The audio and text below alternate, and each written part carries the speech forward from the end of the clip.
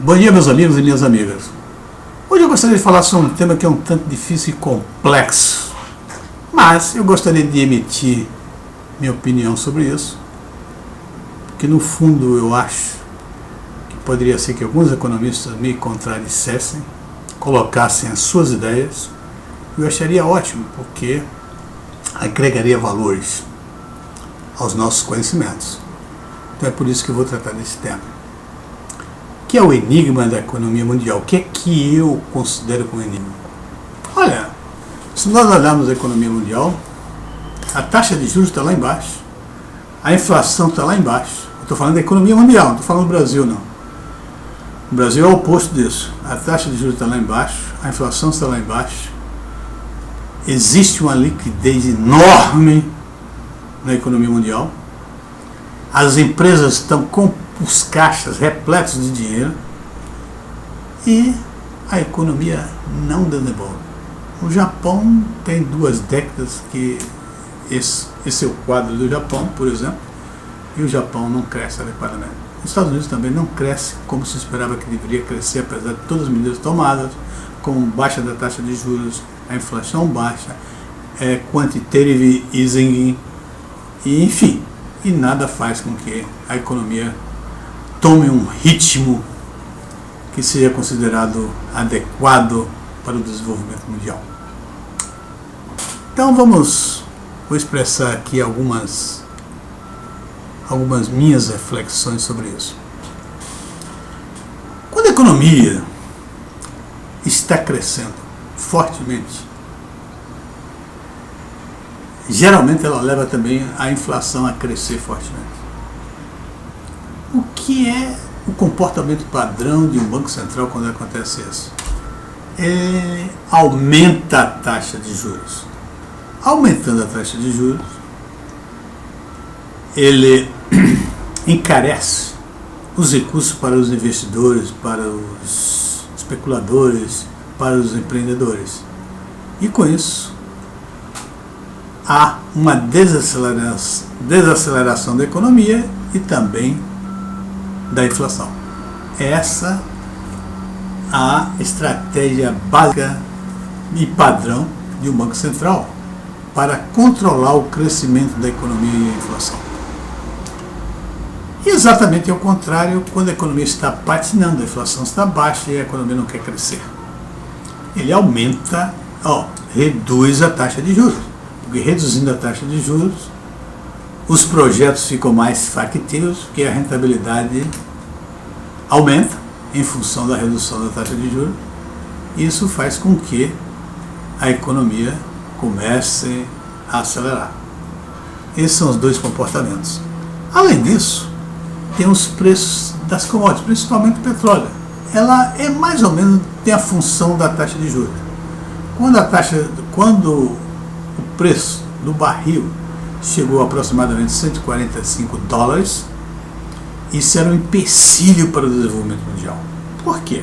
Porque havia uma transferência brutal dos outros países do mundo para os países produtores de petróleo, porque era uma quantidade pequena de países, e países geralmente subdesenvolvimentos e muito pequenos. Uma consequência dessa concentração brutal de imposto de renda era que os outros países tinham que ser financiados. E com isso o débito dos outros países aumentou brutalmente. Muito bem. Agora, e aí está o grande enigma, é que está acontecendo uma situação em que, por todas as considerações teóricas normais e atuais, a economia já devia estar crescendo e se acelerando. Ora, os juros estão lá embaixo. Basta dizer que nos Estados Unidos a taxa de juros do Tesouro Nacional é 0,50 ao ano. Ao ano. A inflação é muito baixa. Aliás, tem alguns países já, como por exemplo o Japão, com taxa de juros negativa. A Suíça também com taxa de juros negativa. Ou seja, você bota o dinheiro e no dia seguinte vai lá buscar, tem menos dinheiro. Tudo isso em função de fazer com que a economia cresça e a economia não cresce. Os países desenvolvidos, começando pelos Estados Unidos, já aplicaram o quantitative easing.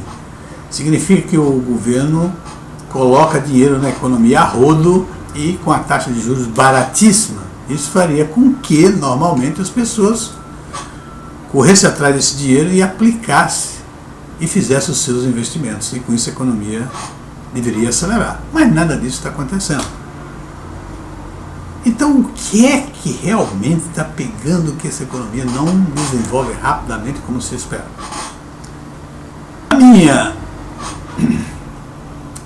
A minha ideia sobre isso é que houve um excessivo crescimento da taxa de empréstimos nos anos que se antecederam até o estouro da crise de 2008. Ou seja, os países e os consumidores se endividaram exageradamente, ou seja, compraram o futuro, compraram muitos anos do futuro. Ou seja, se eu não tenho dinheiro para comprar uma casa, por exemplo, se eu tomo emprestado, o que vai acontecer? Eu tomo dinheiro para comprar esta casa. Então, nos anos seguintes, o que eu vou fazer? Eu vou trabalhar e o meu trabalho, a renda do meu trabalho será para pagar uma coisa que eu comprei no passado. Então, com isso, a economia não reage. E particularmente se nós notarmos que esse excessivo endividamento da economia mundial se deu exatamente no setor.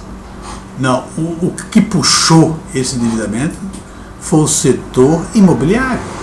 Ou seja, as pessoas estavam tomando empréstimo para comprar coisas já existentes. Isso não ajuda a economia mundial a desenvolver como ela deveria desenvolver. Certo? Então é isso aí. Hoje nós observamos que as empresas estão com caixa abarrotada de dinheiro e estão fazendo lucro. Evidentemente, se a empresa pagava taxa de juros altos e agora não está pagando, se ela pagava o preço da energia, como o caso do petróleo, a preços altíssimos e agora não está pagando porque isso está decrescente e cada vez decrescendo mais, já está abaixo de $30 o barril, ou já esteve abaixo de $30 o barril. Isso significa que essas empresas estão fazendo lucros fantásticos em cima disso. E eu acho, né, que agora as pessoas vão começar a se aperceber disso, principalmente porque você não tem de colocar dinheiro. O investidor internacional, onde é que ele vai colocar o dele? Se ele for colocar por segurança no banco, nos títulos do Tesouro Americano, eles vão ter uma taxa de 0,50% ao ano. Se eles vão comprar títulos de empresas, as empresas estão abarrotadas de dinheiro. Elas só têm títulos que pagam juros baixíssimos, porque a liquidez dela e o caixa dela permite isso. Ou seja, não faz com que ela pague uma taxa de juros alta. Ela não precisa de dinheiro para pagar uma taxa de juros alta. Então, portanto, as opções para você obter rendimento com a sua poupança, com seus investimentos, é muito pequena, não tem praticamente. Então eu acho que está se aproximando um boom muito forte para as ações.